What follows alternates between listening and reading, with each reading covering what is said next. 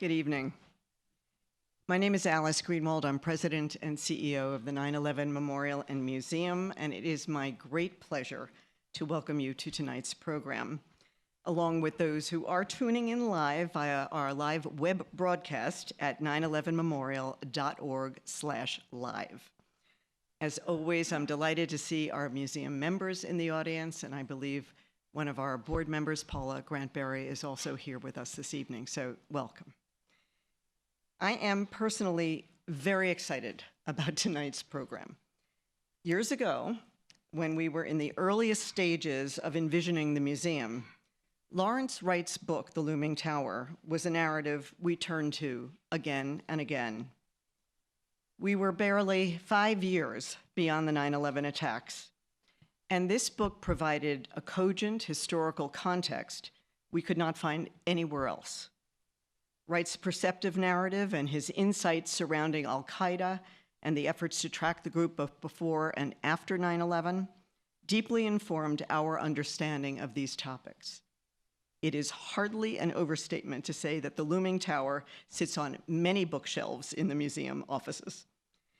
We recognize the significance of this story within the overall narrative of 9/11 and are tremendously thankful to producers Dan Futterman and Alex Gibney for sharing it in such a vivid and engaging format on Hulu.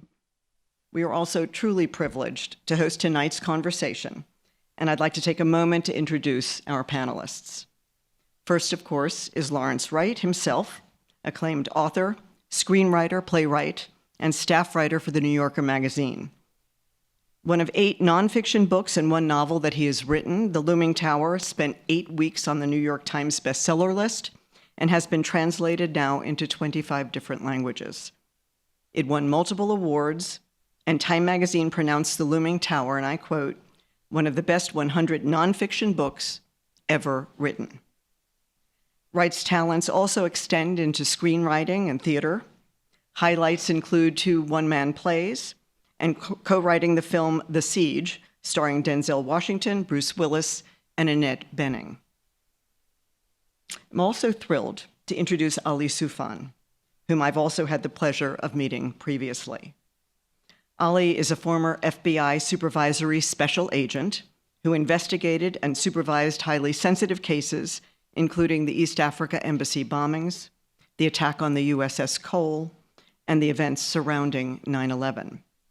Like Lawrence Wright, Ali Soufan has been both an advisor and an inspiration for our work. Soufan had a distinguished career in the FBI, including serving on the Joint Terrorism Task Force, FBI New York office, where he coordinated both domestic and international counterterrorism operations.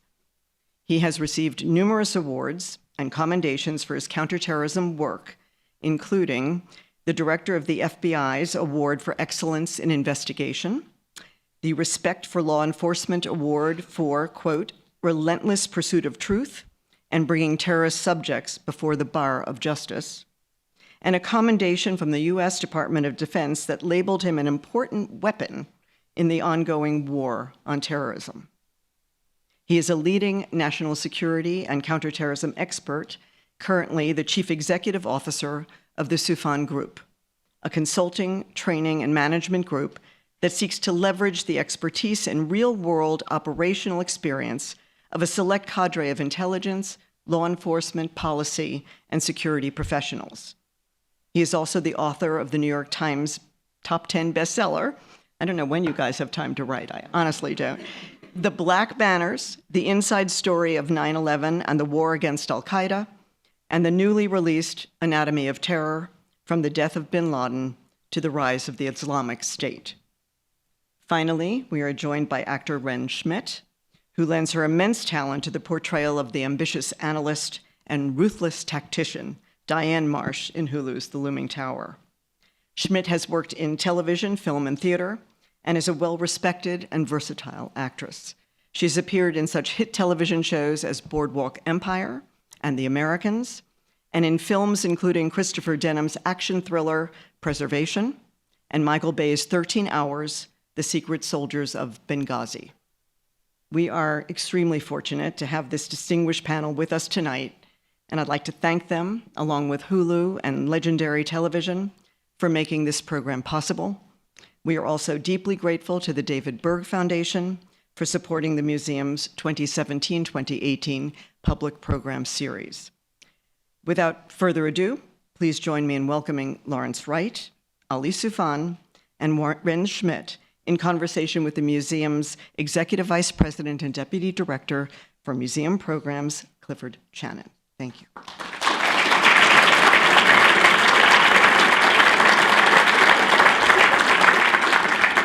Thank you so much. Welcome to the panel. Welcome to everybody here. You know, for us, as Alice said, who have lived with this material, particularly to a very large degree, material that Lawrence Wright was one of the initial interpreters of, it's particularly exciting to see this story brought to the screen and shared as widely and, judging from the energy of this audience, as popularly as it has been shared. Just to give you some ground rules for this, we are going to show some clips from the series, but no particular spoiler alerts here. But just so we all start on the same page, we'll start with the trailer for the series and just give you an idea, if you don't already have it, of what the Looming Tower, how it handles these materials.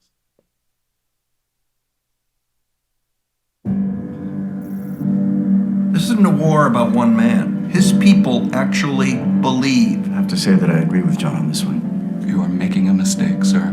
There's simply too much risk. And someday this administration will be remembered for the risks it didn't take. The tide is high, it's sink or swim. My only rival is within. Bin Laden has made these threats before, but this time he put a time cap on it, saying that whatever violence awaits will occur within the next few weeks. What I need you for is to figure out what happens next, so we can stop it. How many Arabic speakers do we have in the Bureau? 8 Arabic speakers out of more than 10,000 agents. That's how seriously our government takes this threat. Kingdoms rise and kingdoms end. My only rival is within. You got a stash of intel that you refuse to share with my agents. You don't know how many people might be endangered by being privy to information that you are not cleared for. Might I make a suggestion? Use the chain of command. It exists for a reason. To them who are here in the room, to those who are watching on television, your government failed you. I really wish people would stop telling me to calm down. There are bombs going off around the world. That doesn't make me feel calm.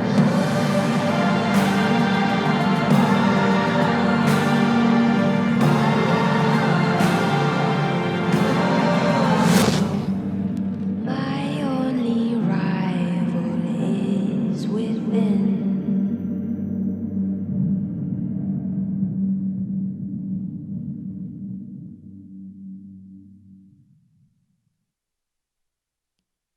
So that does a wonderful job as a teaser, but anyone who's seen the episodes knows that there's a lot more going on there. But Larry, it seems to me there are two simultaneous stories here that are being told. There's the story of the hunt for bin Laden, and there's the story of the hunt for information between the CIA and the FBI. Now, you go into this at great length in your book, but how did you feel about bringing this to a dramatic setting? And was the essence of it as clear to you in a dramatic setting as it was in documenting this for historical purposes in your book? Well, Cliff, I was reluctant to bring it into a dramatic expression for many years. There's something hallowed about 9/11, and you don't treat it casually. And I was distrustful of what might happen to it. And Ali and I talked about it. We realized something was going to be done, whether we liked it or not. And so I decided I would try to get in front of this and produce it myself. And what I learned in the interim since I published the book is that television changed. Now, you've got 10 episodes shot in 8 countries, and the quality of the actors and the writers and the directors was so much better. And found, when we found Dan Futterman, we had a leader that I thought we could entrust this project to. And I got to say, Hulu has also been a terrific partner. So I'm very pleased with how it came out, but it certainly overcame a lot of apprehension I had before this project. Ali, you lived it, and this is not the first place to take on this issue of the tensions between the FBI and the CIA in the lead up to 9/11. But how did it look to you as a dramatization of these issues? Did it ring true to your experience? Well, drama is the name of the game here. However, I think Larry and Danny and Alex and all the writers, they truly stayed true to the investigative part of the story. So you see, for example, an operation in Albania that actually happened, and a plot was really stopped in Albania. Then you see the East African embassy bombing and how all these events led to the USS Coll and how the USS Coll led to 9/11. So these elements are, true. And a lot of, we look into 9/11 and we think it just happened out of thin air. Well, it did not happen out of thin air. And there were a lot of things that took place before, and we all messed up. As Richard Clarke said, actually, in reality and in the scene, your government failed you. We messed up, regardless to whose fault it is. This place became a holy place because of the way we messed up at 9/11. I think now, and I just wanted to follow up with what Larry said, the reason that I agreed to participate in this, and I was very hesitant to be part of anything that has to do with 9/11. I lost a lot of friends in that day. It's very emotional in so many ways for me to even be in this place. However, I think the reason I finally decided to do it, because you talk to so many people, especially young people, they have no idea what happened on 9/11. They just know 9/11. They know an event that changed their life. We live in a totally different world because of that event. Larry did a phenomenal job in being one of the very first people, if not the first person, to actually, took him 5 years to investigate what happened and put it in that book, The Looming Tower. That's why it's one of the best books, nonfiction books ever written. But also at the same time, this story has been written. This story has been told, has been documented, but it hasn't been shown to the American people. And I think every American have the right to know what happened. What are the events that led into 9/11? Because only then we can have a sense of understanding of what happened. Only then we can have a sense of closure. Only then we can start challenging politicians who use fear in order to control our lives every day. And I think this program is extremely important in order to get to that sense of understanding of the events that led to 9/11 and what happened on 9/11. Wrenn, so Larry and Ali have framed this as perhaps not just another project. So, how do you come into this from outside of this and take on these serious issues? How much of the Looming Tower do you feel behind you as compared to taking on an acting job and obviously trying to do it as well as you can? It's enormous. I mean, it's just both a gift as an actor to be part of a story that is deeply important and relevant and should be something that's part of a national discussion. But at the same time, I think that it's fair to say every person on that set felt an enormous weight as well, because we wanted to do what we could to do justice to this story. At the same time, how that's a momentous, incredible task. How do you even begin to approach what that event is? It was interesting on the way up here, a couple of us were talking about where we were that day, and the phrase that I kept hearing over again was, "I'll never forget." And then they would talk about the memory. And it's a DNA changing experience for our country. Maggie Haberman said that, and I thought that's the best description I've ever heard of somebody talking about what happened that day. So I feel like our crew, the actors, the writers, our directors, we all brought a huge sense of responsibility to work every day. How did you prepare for playing a CIA officer analyst? We talked a little bit before, and just how do you get into that realm? Not talking so much about the personality of the character, but the realm that the character operates in. Well, the CIA is famously secretive, to say the least, understandably. So my kind of starting point was Larry's book. But it was interesting because I felt like the players within the FBI were so much more tangible to me than the people at the CIA. I felt like I got a sense of, who Ali was, who John was, like what their personalities were like. And then as far as the CIA, it just felt like having a telescope looking out into the ocean, like the horizon, and being like, I can't see anything. I don't understand anything about who people are that work there. So the my next point of reference was a book called Ghost Wars by Steve Coll, which is about the war in Afghanistan and the CIA's presence there from, I think, the beginning of that war to 9/11.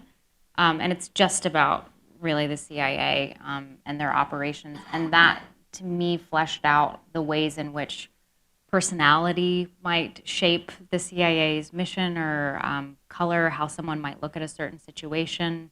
It also felt like it gave me a huge context for how someone like bin Laden could become who he became in secrecy. Well, I don't know if secrecy is the right word. Yeah. I feel like he was kind of doing it openly because he's issuing all of these fatwas, but I think to an American, Who's paying attention is the question. Yeah. Well, exactly. So I just felt like I needed to have some kind of understanding. And then the next thing I did was I spoke with a former field officer who'd been in the CIA for 25 years. And she was a phenomenal resource as far as trying to understand who wants to work at the CIA, why, how does the CIA function within our country's it's not our government, but as far as like the different agencies that are in place to protect us, like what are they doing? How are they doing it? How do the different departments work with each other? So that was kind of my next step. And then lastly, our scripts, because then at that point you just hope you know enough to speak these words and not feel like a total charlatan. Which is really, I wanted to be able to talk about what's going on in the show with some kind of knowledge that felt like it was in my body at that point. And then you go to the scripts. All right, and Ali mentioned this in terms of the telling of history these years later. So we're now, coming on 17 years afterwards, and your book is within the immediacy of 9/11. Is it your experience of that book and its own life and transformation here? How have you seen the memory or the impact of 9/11 change over that period of time? Is this a different way of getting the same message across, or has the message changed and therefore the medium has to change? One of the things that motivated me was I realized, there were young people for whom, 9/11 is not part of their lived experience. And and it's one of the reasons we wanted to work with Hulu, because it's known as the Young People's Channel. And I wanted to find a way for them to make sense of what had happened on that date. And the book is there; it'll always be there. But so many years have passed, and yet there has been no sense of accountability for the failure to stop the plot when it might have been stopped had the Bureau and the agency cooperated. In particular, had they cooperated with Ali. But there was a chance to keep this from happening. And I often reflect on how different our world would be had that plot been stopped. It's just unimaginable to think about not just how many more people would be alive, but we wouldn't be involved in these wars, and just so many things. The security state that we've built up to protect ourselves, all of these things that are the result of that. No one has ever been held to account, and probably they never will be. So, in some sense, we're trying to make a presentation to people so that in their own minds they can look at what we think happened as clearly as we can imagine it, and get a sense of what was the drift of events and why did this happen to us and why couldn't we have stopped it. There's a clip, and I will go to clip 1, which sort of gets at this issue of the FBI and the CIA cultural conflict, if that is the best way to describe it. And Ali, I'm going to ask you to comment on it from the point of view of having lived that conflict, not necessarily in the dramatic context, but in your own history. So please. Thank you for making yourselves available once again. Thanks especially to those who travel in. John. I come from all the way across the river. You do, and the American people owe you a debt of gratitude. Let's get status updates before moving ahead, General. The details of continuing ops are there for you to read. The headline is our readiness in Senegal to evacuate from getting to Sao if the military coup spills over. Good. Thank you, General. Martin? Nothing new this week. You have nothing new? That's what I said, John. You think I'm a complete moron? You interested in an answer to that question? Can I remind you of Venice Directive 30, signed by President Reagan, and PRD-44, signed by President Clinton? Thank you for the memories. It's not your choice whether you share intelligence. You're required to share it with the FBI and everybody else in this room. I have nothing new, Richard. What's going on in Albania, Marty? You got a hard drive from Ahmed Salama Mabruk that mentions Albania. Where's Mabruk? Why hasn't the FBI had a chance to question him? What's on his hard drive? You got a stash of intel that you refuse to share with my agents. If we were in possession of such a computer, and I'm not confirming that we are, it would be a foreign intelligence matter, not a law enforcement matter. So you do have the hard drive? I don't know how you reached that. How would you know if it was a law enforcement matter or a foreign intelligence matter if you haven't looked at the hard drive? If we did have any intelligence whatsoever, it would be for us to decide how best to use it before you do what you always do, go around the globe arresting people and putting them on trial, before you blow a possible gold mine of information and render it utterly useless.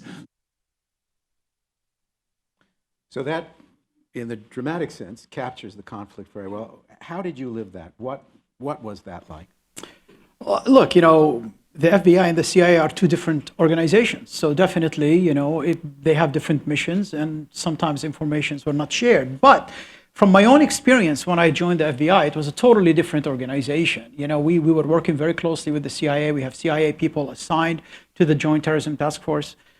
My God, my first partner was a CIA officer, and I worked a lot. I was detailed a lot to the CIA to include the Albania operation that they are discussing here. So I look at the event before 9/11 very differently, and I was living it. Then I look at the event after 9/11, because after 9/11, it was a death of innocence for me. After 9/11, I knew that I was sitting with people asking for information about individuals. I'm looking for them with my team in Yemen, and the people in our government knew that they were here in the United States, and they didn't tell me about it until they flew freaking planes to these buildings. So this happened. We had information that was not shared. And this is not Larry Wright's side of the story. This is not Ali Soufan's side of the story. If you look at the 9/11 Commission report, you will see that. You will see that the best, if information was shared to the FBI team investigating the USS Coll, was shared on a timely basis, 9/11 could have been stopped at its early stages. If you look at the CIA IG report, the very first finding that the information were not shared with the FBI or the State Department or the INS or with any other entity, frankly, in the US government on a timely basis. So this is accurate. We cannot just put our head in the sand and say that did not happen because Gumbaya, let's all live together. We need accountability. Guess what, folks? We didn't have an accountability for 9/11, right? What happened? The people who were pointed at by all the investigations, that they are to be held legally responsible for 9/11. And if you want to know who they are, read the CIA IG report. Those people later gave the administration what they want, and they took us to a war in Iraq. And instead of being held accountable, they got a freaking medal. And they were the same people who did torture. And instead of getting accountable, they got promoted. And they continue to get promoted. This is a reality. Without accountability, we're going to keep going from one national security disaster to another. What do you think Russians now, even the Russians have people to work with them in DC. Why? Because people know they're not going to be held accountable. They're not going to be held. Accountability is extremely important. So maybe we cannot have an accountability in a legal sense. No one is going to be arrested for what happened in 9/11 or torture or the war in Iraq or lying to the American people or the deaths of 3,000 Americans and hundreds of thousands of Iraqis, 5,000 coalition troops. Nobody is going to be held accountable for that. But maybe we can have an accountability from a cultural and public sense. And this is what show is this about. You know, the drama here also comes down to a conflict between the two main characters in that scene, Marty Schmidt, based on a CIA senior person, and John O'Neill, who you work with very closely. Was that a part of this dynamic? And Larry Wright, in the book, the two men most responsible for putting a stop to bin Laden and al-Qaeda, O'Neill and Scheuer, and yet they disliked each other intensely, an emotion that reflected the ingrained antagonism of the organizations that they represented. Absolutely, that's true. What Larry said is very true, and actually that person that you mentioned, if you go and Google what he said about John O'Neill in a hearing, in congressional hearing, and I quote, he said, "The only good thing that happened in America on 9/11 is the building fell on John O'Neill." This is a real person. This is what he said. You don't believe me? Google it. It's on YouTube, C-SPAN. So this is real. And again, you know, we need to look into these things, and I'm sorry I'm being emotional about this, but we need to look into these things.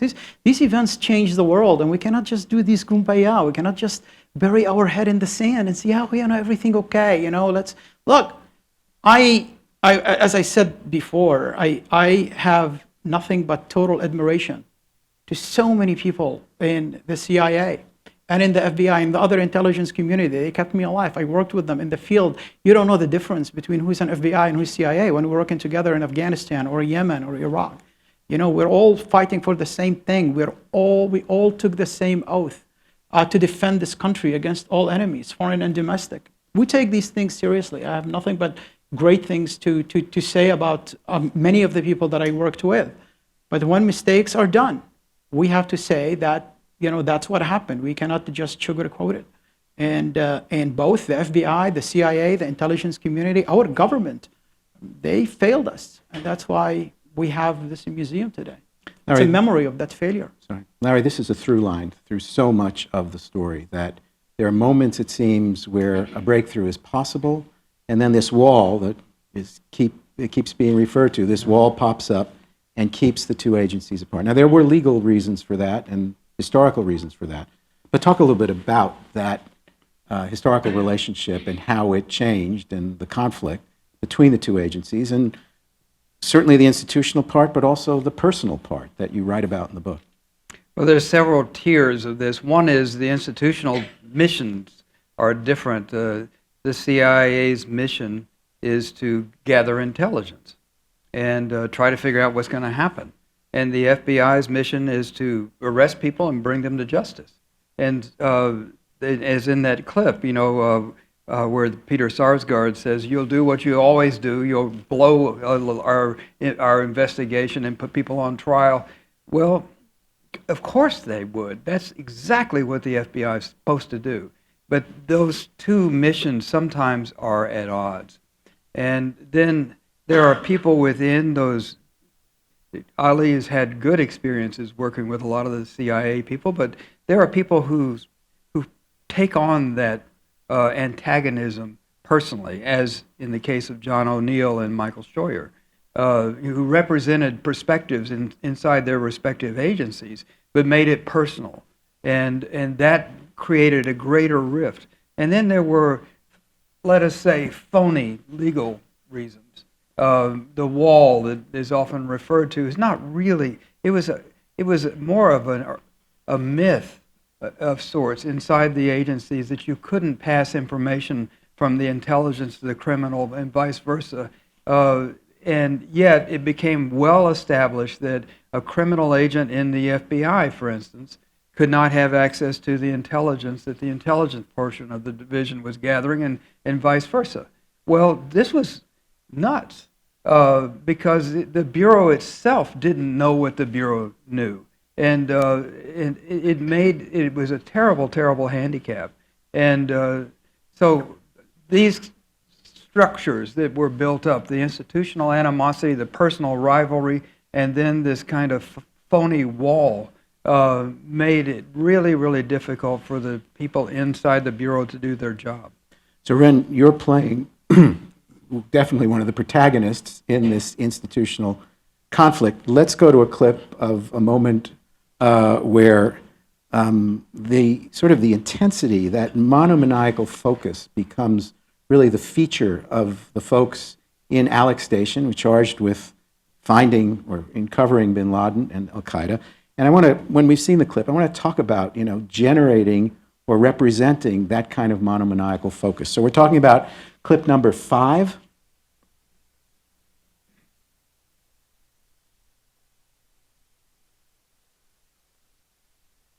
No. Richard. We do not have an unequivocal MON from the president. Until we do, the answer is no. In that case, we should revisit the Tarnak operation we were advocating last year. Which is? We incentivize Pashtun tribesmen, Cash payments, the essentially. ones who are in and out of al-Qaeda encampments all the time, to kidnap UBL from his main camp at Tarnak Farms. They stash him in a safe house in one of their villages. After several days, When things calm down. we rendition him anywhere we like, Egypt, perhaps. where they have, shall we say, more latitude in terms of interrogation techniques. If he dies in custody under Mubarak, the blood's not on our hands. And if he dies in Afghanistan, resisting the kidnapping, we haven't violated the terms of the MON. You don't even know where bin Laden is, Martin. How can you kidnap him when you can't find him? So, Good question. So, you are totally focused on this idea that, to Richard Clark and to the outside, seems crazy. But there it is, the most logical conclusion you could come up with at that moment in that time. Well, it's interesting because when you asked the question before the clip played, I wasn't quite sure how to answer your question, because I oftentimes feel, especially in Q&As, that I don't tend to think of what I do in this particular format. But what's interesting watching that is it reminded me that one of the big questions I asked about her and Martin Schmidt was, like, why are they doing what they're doing? And the thing that kept resonating for me is they're patriots. I mean, people who work at the CIA or work at the FBI, they are most of the time lifelong public servants who have committed their lives to protecting our country. And I think that these two people, as depicted in this series, although they're composite characters, represent that. I mean, they eat, live, sleep, dream, hunting down bin Laden. There's nothing more important to them. And I think that's part of what drives them, is that they're, at the end of the day, they know that this person is a real threat, and people don't seem to be paying attention. And that's crazy making. Mm-hmm. And I think that when somebody's not listening, you turn up the volume. So for me, I feel like it really came down to these people are patriots and they have a job to do. I don't know how people will see Diane Marsh and Martin Schmidt after the show's conclusion, but I think ultimately that's where their hearts are, even if, choices that they made were obviously devastating mistakes. I mean, how much of this is just the function of so few people in pre-9/11 times really focusing on this, becoming completely immersed in it, seeing this gathering storm and not knowing what to do to bring attention to it, and becoming more and more driven by the sense that we know something that no one is paying attention to, and disaster is looming? Both John O'Neill and the Martin Schmidt figure were isolated in their own bureaus. Alex Station was the virtual bin Laden station, and when it was fitted up, people seconded people from other departments, the people they didn't want. And it was known in the CIA as the island of lost toys. And Martin Schmidt, the figure that we talk about, there were mainly women that worked for him. And some people called them the Manson family. They were seen as being kind of weird fanatics, and they were totally devoted, but the more alarmed they grew, the more they were seen as being oddballs. And a similar dynamic was playing out in the Bureau, not quite as dramatic perhaps, but O'Neill was a catalyzing figure. People loved him or hated him. And I'm saying that these were powerful emotions. People were not indifferent to John O'Neill. They were affected by him. And I met people that can call themselves sons of John. They dressed like him. They talked like him. They modeled themselves on him. And there were people that wanted to sabotage his career, and I think they did successfully sabotage his career. His own coworkers. So these. You can imagine if you are facing that kind of internal dissent, your own people trying to prevent you from succeeding at your job, which is protecting America. Just imagine how that would affect you. Ali, you were inside this I-49 Bureau investigative group focused on bin Laden. Was it that problem of this intense conviction that something is coming, and yet you could not convince the larger bureau or the larger world that this was something that really needed to be dealt with? I think it depends what stage are you talking about. I mean, at the very early stage, yes, we had this problem. I mean, my God, with the 1993 attack 25 years ago on the World Trade Center, a lot of people, even prosecutors, refused to believe it's Islamic extremists who possibly did that. We had a source in the FBI who was providing information about this, and they had to let him go because they thought he's working with the Egyptian intelligence, and we were trying to frame, Islamists here, Egyptian Islamists in New York. I think it changed a little bit after the 1993 East Africa, 1993 World Trade Center bombing. Right. But also we had the same problem in trying to convince people that bin Laden was planning to do something. Mm-hmm. So on August 7, 1998, with the twin bombings in East Africa, lots of people in Washington did not believe that bin Laden was behind it. They didn't want to believe bin Laden was behind it because, after all, they claimed bin Laden never did anything against U.S. interests like this before. He was training people, helping people, involved in Somalia a little bit, who are working against us, but he did not do something like this.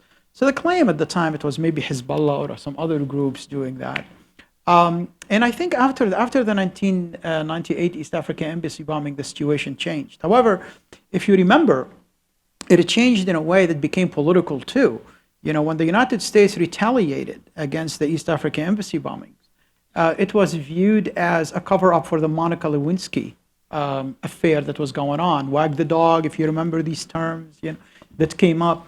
And for the longest time, terrorism became a partisan issue. I remember when, in the debate between Gore and Bush, the term terrorism didn't even come up once. Even though we were there working the USS Coll, we were pulling the bodies of 17 sailors out of the USS Coll because it was connected to this wag the dog thing.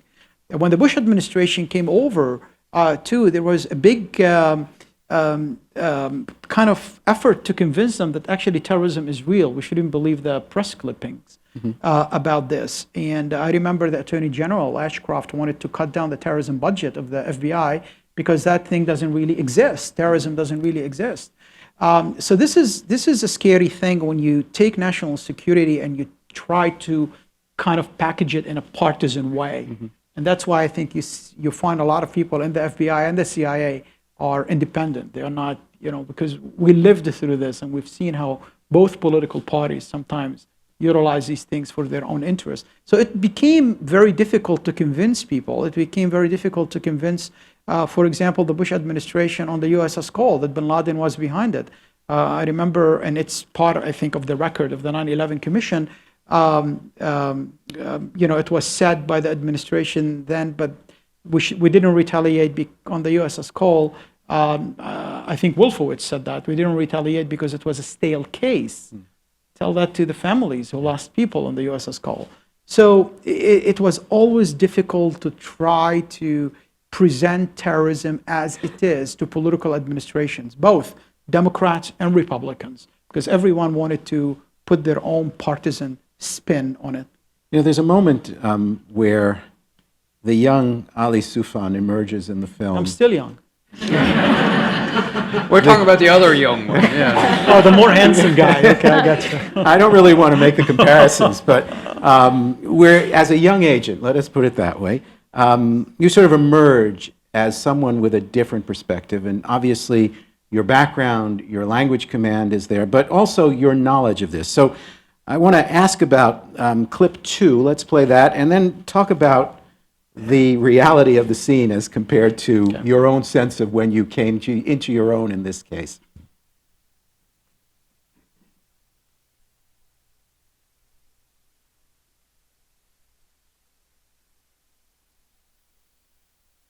The claim also contains the demand for the withdrawal of U.S. forces from the Arabian Peninsula. If you recall the February fatwa, the retreat from the Arabian Peninsula is a particular obsession for bin Laden and al-Qaeda. It has never been remotely as important to Hezbollah, which is Shia, not Sunni, and which is far more focused on the ultimate elimination of the State of Israel. Those agendas seem to me disconnected from the bombings in East Africa.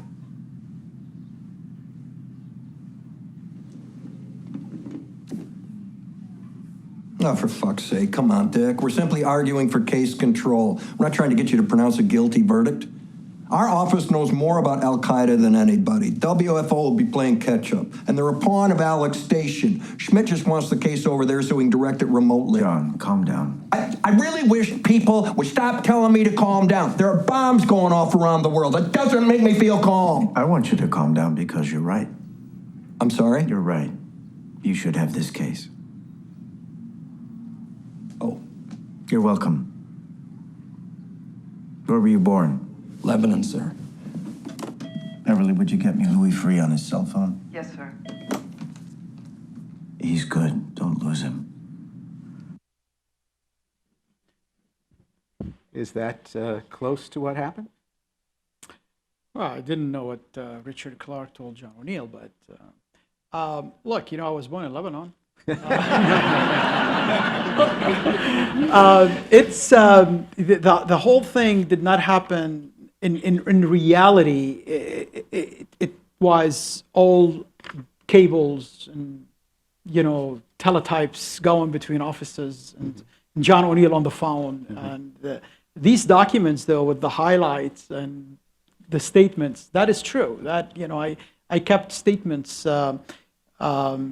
almost every statement bin Laden ever did. I think one of the reasons I end up with John O'Neill in the first place, when I came from grad school, stayed to the FBI, I wrote a memo saying that there is a dangerous guy, his name is Osama bin Laden, we better pay attention to. That was in 1997, not knowing at the time that there are some folks, and one person from the FBI and some folks from the CIA, you know, the Alex station, were already focusing on Osama bin Laden. So that document went all the way to John. He read it, and this is when he started asking me about these kind of things. And I always kept a record of every statement bin Laden did. Sometimes I end up, you know, literally sitting down and translating them. So this thing with highlights and with comparing the statements to the claims of responsibility and to the fatwa of 1998 and to the declaration of jihad of August 23rd, 1996, all these kind of things, this is, you know, as real. This is very, very real. Yeah, absolutely. Larry, John O'Neill, I mean, the central character in this story. Tell us about him.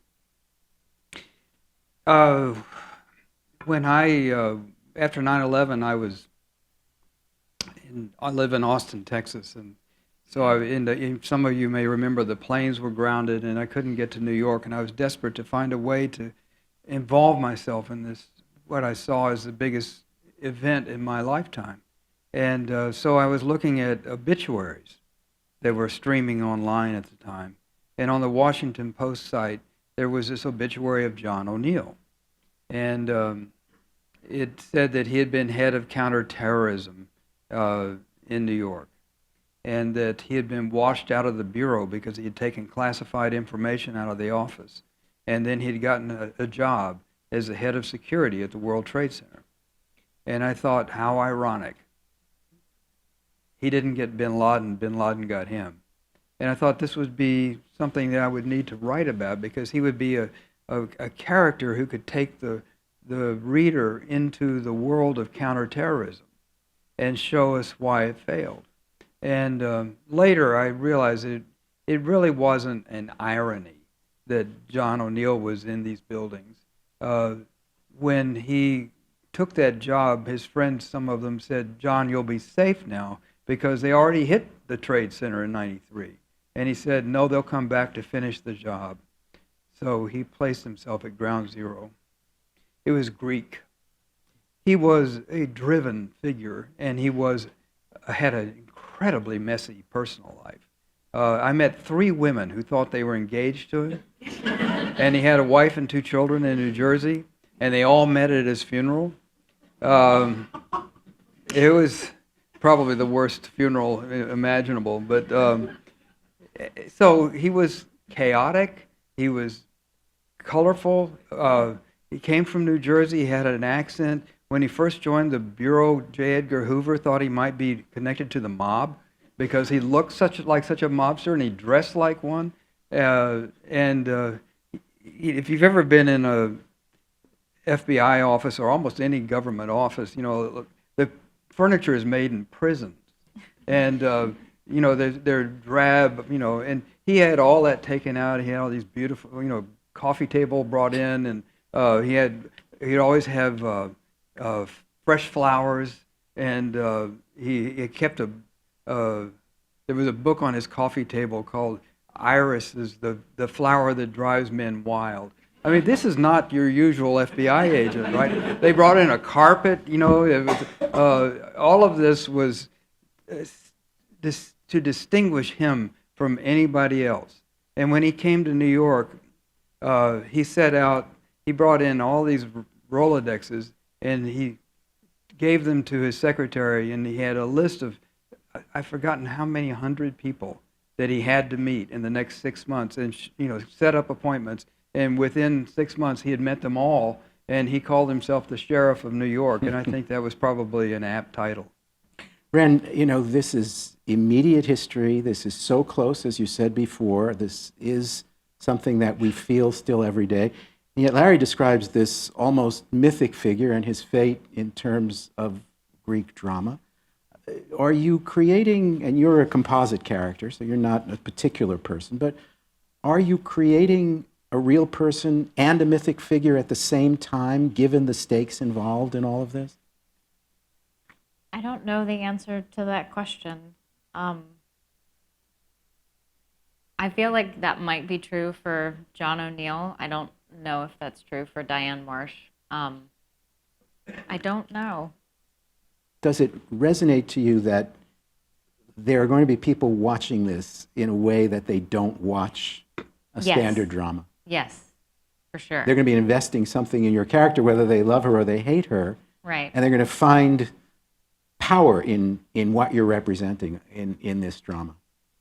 Well, I certainly hope so, but I also feel like that if that were to happen, that would be because our writing is so extraordinary, and we have such an incredible group of people supporting all of us as actors trying to bring these people to life. So I feel like I can't fully take credit for that.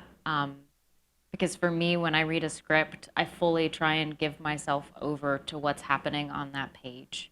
And I feel like I don't know.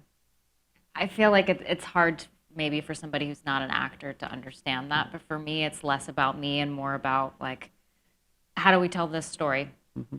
How do I put myself in that room with these other actors and fully try and believe that we're trying to figure out this problem, or we're trying to, figure out how to deal with the fact that the FBI is breathing down our neck and wants to know what information we have. So I don't know. For me, it's very much about just giving up any sense of self and just going for what's on the page. And so if something becomes mythic, or if people have a strong reaction to that, I mean, I hope that's because I gave myself over, but I really do believe that that's because of our work as a whole. like a whole team. Holly, how does it feel to be a central figure in this representation of this extraordinary historic event? I mean, your courtship is part of it, your emergence in your profession, your leadership in these different circumstances. Is that you, or have you been turned into something else for the Hulu series? It's very awkward and very surreal to look at part of your life and see it staring you in the face, especially sometimes that you look at it and you see how other people are viewing it, not necessarily how you viewed it yourself, but I think it's very different. And one of the things that I trusted Danny and Larry and Alex to do is not to get involved with my character, because then it's going to be very weird. I wanted to just focus on, kind of try to stay true to the investigative progress with all the stuff that led into 9/11. But I think it's one of the weirdest thing for me watching the show is watching it with my wife Heather, who's here, and then you see Heather being also portrayed on the show, and see some of the dates that we have, and then you have all these people calling you, did this really happen? What did we do? but it's I understand it's part of the story, but it's always very surreal and very awkward. And when you join the FBI or any of these intelligence agencies, you just hope that nobody will hear your name ever, and that did not work well for me. And John O'Neill, of course, is someone you were very close to, and he brought you into this. I mean, and it's a great performance by Jeff Daniels. Yeah. And he captures a powerful figure. But is it a recognizable figure to you? I mean, Jeff Daniels did a great job, and when he was meeting all these people who knew John O'Neill, people who loved him or people who hated him, I gave him an advice, and I said, look, don't try to be John O'Neill. Create your own John O'Neill, because you're going to hear so many people saying so many different things, remember very different things about a John. And I think he did a phenomenal job in capturing the emotions that surrounds a great person like John. John was a very complicated figure, as Larry mentioned, but however, he was a true patriot. And I think the only stability in his life was the FBI and was his work. Everything else did not matter. That's why in his mind, it doesn't matter having all these girlfriends, because all the things is not reality. His only reality, and it's very difficult to explain it. But when you sit down with him, he's not a guy who ever bragged about any of these kind of things. People did not know. You think he has only one person that he's dating. It was a totally different individual to meet John at work rather than the outside. But he was, I personally feel that he was a great guy. He'd seen the threat before anyone else. He did command a presence, but also at the same time, he basically wanted 100% commitment from anyone who works for him. And if you don't give him the 100% commitment, you're going to be on the out. And some people in the FBI and other places have problem with that. Fortunately or unfortunately for me, I was young. Younger. Still young. I didn't have a personal life, as you probably seen on the show. And I was 100% committed to the cause. And I think I am the guy that he can call midnight or 1 o'clock in the morning, or I'll be having lunch and he says, I want you to go to this place. And here I am on the plane going there. I think, I think it was good and bad, but that's the reality. We'll get some questions, but Larry, I wanted to ask you before we turn to the audience.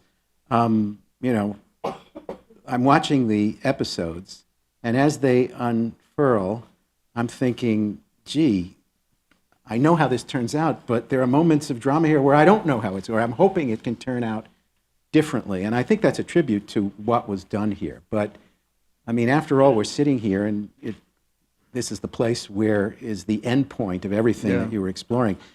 But there is this sense, and I wonder if you lived it through the telling of the story, there is this sense of, could it be different? Maybe it's just the yearning that what we all experienced here, what we represent here, would not have happened, and we just don't want to look at it in the moments of seeing this drama. But it's a very powerful impact of this series on me, at least. You know, as you were talking, I thought about how, in some ways, there are just two kinds of stories. One story is where you're surprised. You know, events happen that you didn't expect, and you see it unfold. And then there is this kind of story that this story, unfortunately, is, where you know what's going to happen, but it's like watching someone going down the Niagara River who might not know what's at the end of the river, but you do. And that creates a given tension because you care about the characters. You know where they're going, they don't. And so there's inherent drama in that you can't bring to that other kind of story because the reader or the viewer is the one who is already feeling the loss and the mistakes that the characters, the character doesn't know that he's made mistakes, but you do. And so you see that, and it's a different kind of story, but I think it's pregnant with the kind of dramatic possibilities that the other kind of story can't convey. Thank you. Let's see if we have a question or two from the audience, and please wait for the microphone, so hands, please. Let's start with this gentleman here down front. Thank you. My question's for Ali. First and foremost, I'd like to thank you for all the hard work on your part, trying to prevent the murder of 3,000 innocent civilians. One of those people was my father. In the promo for the event, it says the rivalry between the FBI and CIA that may have undermined the coordination to prevent the 9/11 attacks. Do you think any lessons have been learned in the intelligence community since September 11th? Thank you. Well, thank you, and sorry for your loss. Yeah, absolutely. I think the situation now is a lot better, way better, than it used to be before. And again, as I mentioned earlier, that a lot of these things that were happening, we did not realize they were happening at that time. I personally didn't realize. So when the first time I wrote requesting information about a meeting that took place in Southeast Asia, and I was told we don't know anything about it by other people in the government, I believed it. The second time when we were able, with my team, to collect more intelligence and information about it, and we connected more people to the meeting, and more countries to the meeting, and we sent the report. The first one was in November of 2000, after the USS Coll. The second one was in April. The third one, I believe, was in June. And every time when they say no, we took it for granted. We're trying to work with people, and then let's find out where these guys are. On 9/11, I was in Yemen. I was actually trying to follow up on these leads and see if we can find anything about it in Yemen. When 9/11 happened on September 12, I was handed a folder that included all the information that I was asking for since November of 2000. And these things are, documented in so many different, places. I think it wasn't institutional. I truly believe that. I think it was based on individuals, based on people who decided we don't want to share the information because they have their own reason. And frankly, I don't know why. I still don't know why. I'm a person who was interviewed by every inquiry about 9/11. I researched it myself. I lived it myself. I investigated it myself. And I think I know a lot of the things of what happened on 9/11. There's one question I cannot answer. I have my own assumptions, but I cannot publicly say what I feel because I really don't know for 100%. And I think I don't know why the information was not shared. The why I don't know, but I know that the information were not shared. I think now the situation is a lot better. I think institutionally, both the FBI and the CIA put a lot of protocols in place that prevent individuals from playing this game that people played before 9/11. So I think we're in a way better situation. And again, I mean, most of the people in the FBI, most of the people in CIA were not involved in this. They didn't even know about this. And they were as shocked as all of us were shocked on September 12th. It was a small little group of people in the U.S. government, not only in the CIA, in the U.S. government, who knew about this, and they decided not to share it to us, even though we were asking about it. It's not like we were not asking about it, we were asking about it. I believe now the situation is a lot better in the intelligence community. I think that there is more cooperation. People are working very closely together. They have the same assessments of many of the threats that's facing our nation. And I think that's, hopefully, one thing good that happened after 9/11, and that's why we've been able to basically work very closely together to disrupt a lot of plots and threats. And we don't see another 9/11 happening because, knock on wood, there's no wood here. I'll knock. Nothing, I have to give a lot of credit to the intelligence community and the way they are working together now. Another question. In the middle there.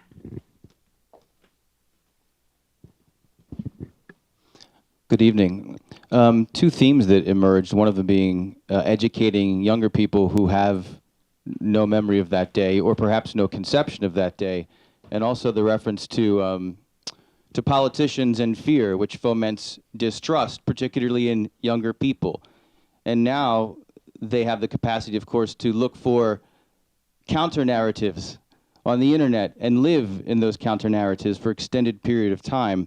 And I'm wondering if that dynamic played any part in portraying the story as it was portrayed, beyond the story itself, but the audience, those who might be struggling to understand what truth is, particularly in the time that we're living in, and how profoundly important it is for younger people to be able to trust in a narrative like this that's appearing on the screen. I'll talk a little bit about it, but the 9/11 truthers, they used to follow me around when I was making talks and this sort of thing. It's interesting because I've written a lot about cults and, people that believe things based on nothing, no evidence, but on beliefs, that are in the ether or on the internet. And it was always the case that, they believed it they wouldn't look at alternative real explanations. That was the thing that drove me nuts. They didn't read the 9/11 Commission report. They didn't read my book. They didn't, they had an ideology, and they didn't want it assaulted. But they felt free to come to my talks and and try to persuade me that the government planted explosives inside these buildings because they knew al-Qaeda was going to fail and they didn't want them to fail. Totally lunatic stuff. But I think that by putting this kind of story together in a real and persuasive way, that it will affect some of that thinking. At least I hope so. Because this is terribly damaging for people for something, a tragedy as great as this, to be so poorly used to support theories about what kind of government we have, what kind of people we are. I can hardly talk about it because it makes me so mad. But this is a very powerful medium, and I don't think anybody can put up a story that is as comprehensive as we are trying to put up, as convincingly as we're doing in this series. And I think it's going to change a lot of minds. It also strikes me, and maybe Ali wants to say something about this, that the failures are both failures that are unaccounted for to some degree, as you described, but also the failures undermine this whole notion that government can actually function properly. Yeah, so they have a much higher opinion of government's ability to operate than we do. So an alternative answer, which you won't be surprised to hear we encounter some of that here, but an alternative answer is also a response to lack of accountability or transparency about what happened, and the fact that real failures did occur. Absolutely, and sometimes we just want to cover it up, and we're gonna, just let's not talk about it, and that's one of the problems, and that's when you don't have answers, you're gonna, as you correctly mentioned, you're gonna look for answers somewhere else. See if we have one more. Over there, please. So there it goes. So I have a question. After '93, everything that happened after everyone looked into Yusuf, why did it take from '93 to '98 when we made Osama bin Laden wanted? Was there no connection between bin Laden and Yusuf, or what kind of happened between? So the '93 bombing happens in February 1993, and 25 Osama bin years Laden ago. is not indicted until 1998, though there were investigations underway. So what's that time? How do you explain that time frame? Well, Osama bin Laden has nothing to do with the 1993 bombing. The 1993 bombing, more a cell, former jihadis that were in Afghanistan. Yes, they were trained probably with al-Qaeda. There is some indication that bin Laden maybe funded Ramzi Youssef for a little bit, but Ramzi Youssef was not a member of al-Qaeda. And the time, al-Qaeda was operating totally different. Bin Laden was in Sudan, and his goal was to create a lot of jihadis to go and fight in jihadi wars. So his main goal is to send two people to fight in Somalia, and before that in Bosnia during the Bosnian War. So al-Qaeda was different. And after he left from Sudan to Afghanistan and joined with the Taliban, al-Qaeda mutated to more of a terrorist organization. Even Ramzi Youssef did not, Khalid Sheikh Mohammed, the uncle of Ramzi Youssef, did not join al-Qaeda until after the East Africa embassy bombings. He did not want to be part of the organization. He wanted to be an independent terrorist. I think the 1998 East Africa embassy bombings made him believe that bin Laden is not only talking the talk, but also walking the walk. However, just to put everything in perspective, we actually indicted, in a sealed indictment, indicted Osama bin Laden before the East Africa embassy bombing here in the Southern District of New York, him and many of the top leadership in his organization. But we indicted him for his work against our interests, what he's doing in Somalia, what he was doing in other places, for the fatwa of 1996, for the fatwa of 1998 also. So he was indicted before the East Africa embassy bombing. The East Africa embassy bombing was the very first overt attack against U.S. interests, and then the gloves were off. But unfortunately, you know the rest of the story. I feel weird saying this on a panel of experts, but wasn't he also noticed for the money that he was funneling into all of these different organizations? I mean, that was like a big thing I learned that was fascinating was, the reason he was on the CIA's radar was because of his financial reach and what he was supporting, and that was when people were...